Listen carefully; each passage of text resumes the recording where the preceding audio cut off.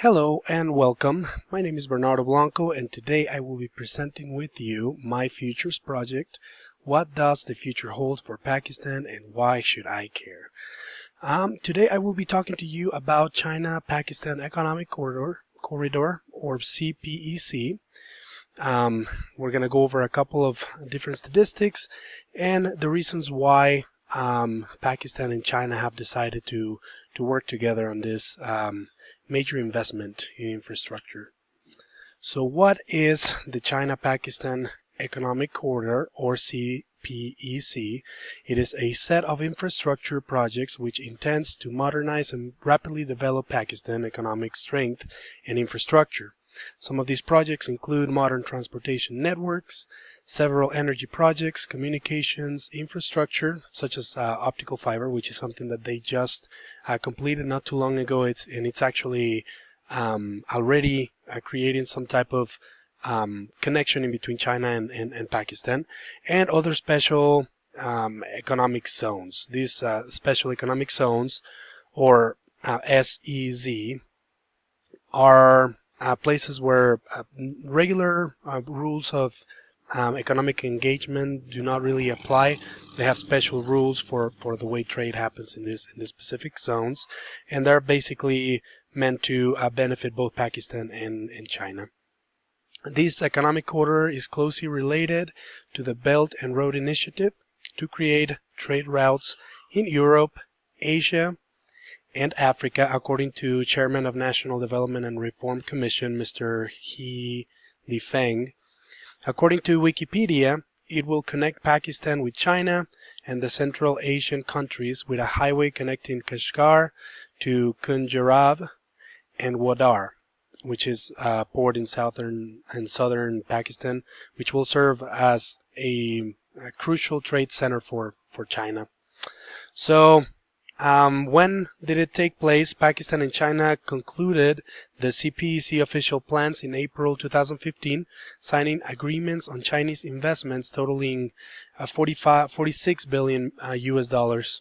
And this project is supposed to be completed over a period of 10 to 15 years.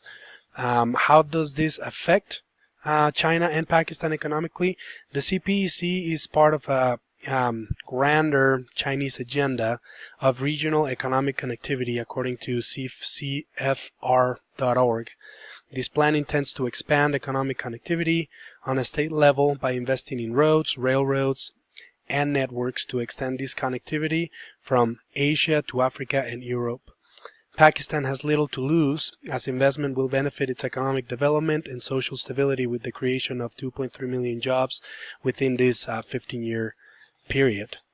So let's talk a little bit about why China. So why did Pakistan, or why has Pakistan chosen China as one of its biggest allies? Tension between Pakistan and the U.S. has been present for actually quite a while. So through the years, the United States has strategically used this alliance to pursue its own national interest, and so has Pakistan. Actually, it's kind of been a both ways situation here. Both have used each other for their own interests. When sanctions over Pakistani nuclear program were imposed by the U.S., such as suspending, in this case, military aid, Pakistan sought help from other powers, such as China, being one of their neighbors. The fact that China has stuck around to help during these times has only strengthened this sense of reliability that Pakistan has on China. And it considers him an ally, actually. China has also provided a lot of military support. They have provided Pakistan with military armament, which is one of the sanctions that the U.S. kind of imposed on them, cutting that supply of military armament. China has continued to give them this, and this armament range from fighter jets to fighter missile frigates, as well as it has supported Pakistan in its stance on Kashmir. Even though China kind of has their own little agenda going on in that conflict, it has still supported Pakistan in their little section that they claim it's theirs. So what about Pakistan? Why has China pick Pakistan. So the first one is in the points need and potential. Pakistan has needed for a long time a means to boost their economy. Their government is quite unstable, and so they have been in need to find a way to boost this economy. This potential of regional growth is one of the reasons why China decided to invest in the CPEC. Its potential in industry opportunity, agriculture, tourism, trade, energy, transportation, and transportation development makes it a great economic opportunity. Though Pakistan is a small country, it is military powerful. It's very military powerful. This makes Pakistan the number one arms buyer to China, which actually Pakistan accounts for 47% of all Chinese arms exports. Also, Pakistan was one of the first countries to recognize the People's Republic of China, or PRC regime, creating deep roots with its current government. This relationship has since grown to the allies that we see today. According to the BBC World Service polls, China has a 75%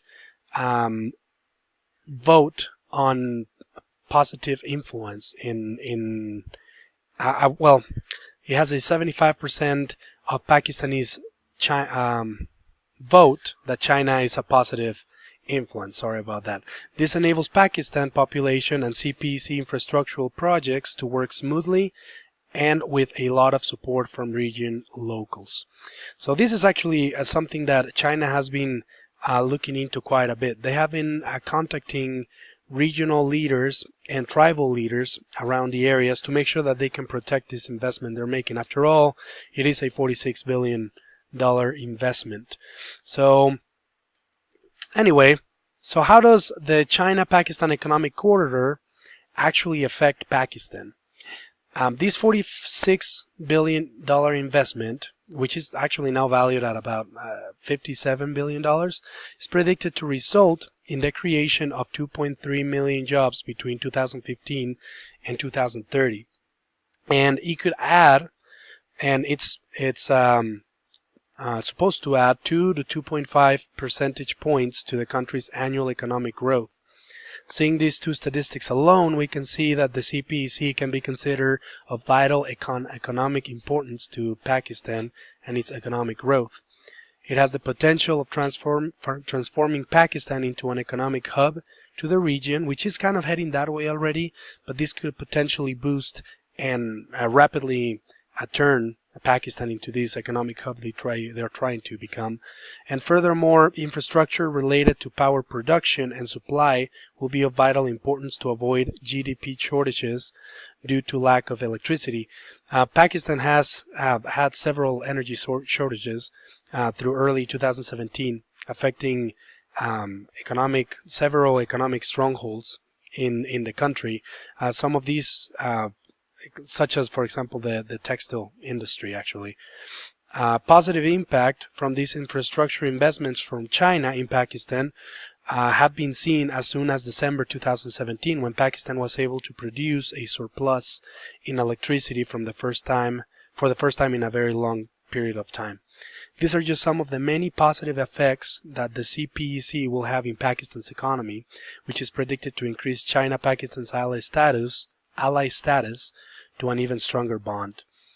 And so we come to the question, why should these be important to us? And there's a little graphic on the right side over there, and we'll talk a little bit about that. Sources such as the diplomat.com and nationalinterest.org and Wikipedia suggest that growing relationship between Pakistan and China could be just the beginning to China challenging the U.S. global leadership, the United States global leadership. China's One Belt, One Road initiative is part of Chinese government aiming to become a global economic leader. Furthermore, Pakistan has been following a pattern of acquiring and relying more and more on Chinese military supplies, which could eventually lead to Pakistan relying merely on China for these supplies, which could reduce or eliminate the influence that the United States has in Pakistan in the near future. This China-Pakistan alliance could potentially lead to Afghanistan becoming part of the economic alliance, which could lead to a further conflict we could not cover in this presentation due to the lack of time. So the projected GDP percentage change of China up to 2020 is 203%. So this is an increase in their economy that they will see, or they are projected to see, within the next 2 to 3 years. While this trend line, and you can see the U.S. is projected to increase by 57%, which is about a quarter of China's projection. While this trend line would still not put China on a global economic lead, this pattern could potentially lead to China becoming the leading economic power worldwide, replacing the United States' current status. So this is something we ought to keep an eye on and just keep observing these trends.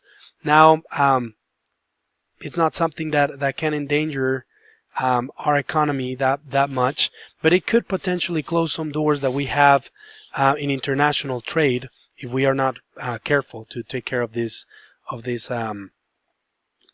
bridges that we have built with time with other countries around that region. So this was my presentation. I hope you guys enjoyed something. These are all my sources, and yep, hope you enjoyed.